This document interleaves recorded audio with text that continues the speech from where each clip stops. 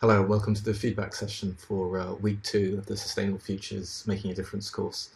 We've really appreciated seeing you engage with the case studies and the discussions where you've shared your experiences from the different areas you live in around the world, and also the ideas that you come up with about how you and others engage with the challenges that are raised. So please do carry on those conversations. We're very much appreciating reading through them.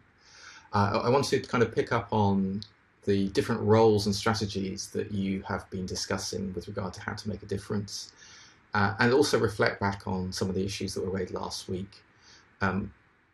What you choose to focus on, what each of us chooses to focus on, depends partly on what motivates us, and also partly on what we believe will be most effective in making a difference. And different people choose different strategies to do that. One of the big points that I raised last time was how you can, one kind of broad dichotomy is between people who basically try to reform or work within the system in which they find themselves, and those who make fundamental questioning of the system and try to create some significant change in the system, questioning the fundamental assumptions behind what people do. So what I want to do is reflect from that perspective on your discussions around food.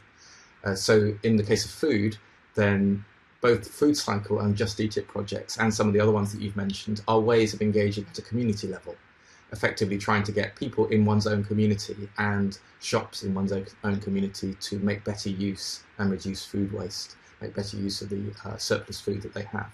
And this is a really important thing to do. It's something that we can engage with and value. And also on a personal level, some of you have spoken about how you can reduce your food waste on a personal level. And these are all really good things to do. And they're things that we can do more easily because they are in areas where we have a certain amount of control.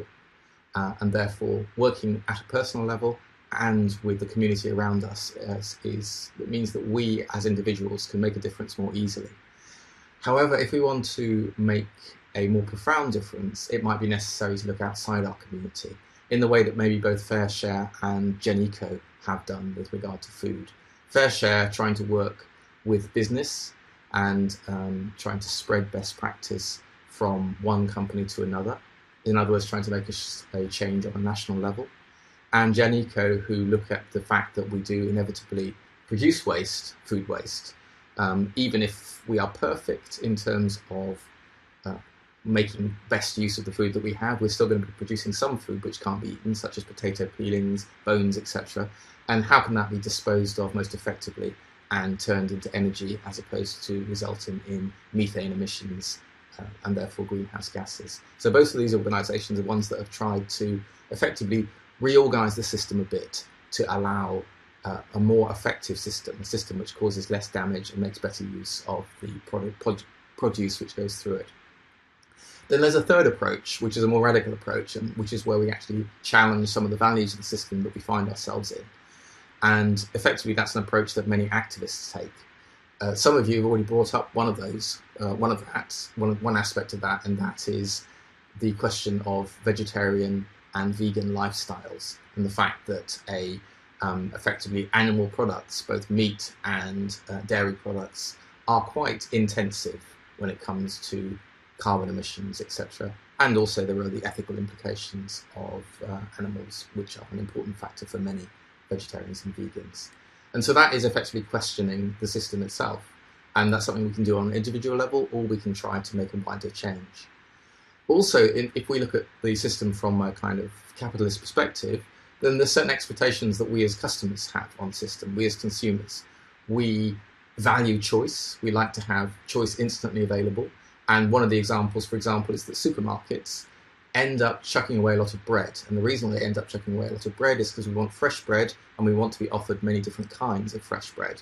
So that fundamental value, the value that we would like to have instant access to many different options, can result in waste. And then, of course, supermarkets, maybe with 3 for the price of 2 offers on fruit, etc., maybe encourage us to buy more than maybe we will use, and not necessarily make the best use of it. So these are ways in which, if you like, the values of the system, including the values that we ourselves hold, like the desire for fresh food quickly, of any kind that we want, mean that the system inevitably produces more waste than it would do if we were more frugal in what we wanted. And so these are all different ways in which we can engage to try to make a difference. We can work on an individual level, on a community level, on reforming the system, accepting the constraints which the system falls within, or challenging the goals of the system and trying to maybe change the priorities of the system and the people involved in it. I would say the last is the hardest, and whereas the first, on working on an individual level, is the easiest. And that's a decision that each of us has to make, and make a difference in the ways that we choose, and respect those that choose different paths from us. So thanks for listening, and I hope that you can continue engaging in the conversations you're engaging in already, and I look forward to hearing more from you next week. Goodbye.